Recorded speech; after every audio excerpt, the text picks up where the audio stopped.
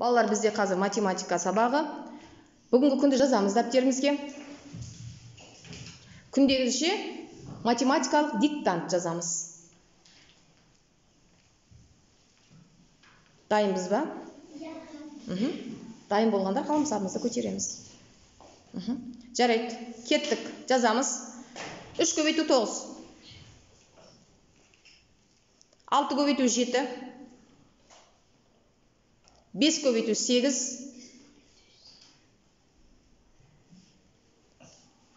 9 көбейту 7. 4 көбейту 3. 6 көбейту 0. Соңғысы 9 көбейту 9. Жаздық ба? Жарайды. Ендеше математикалық диктантымызды тексерейік.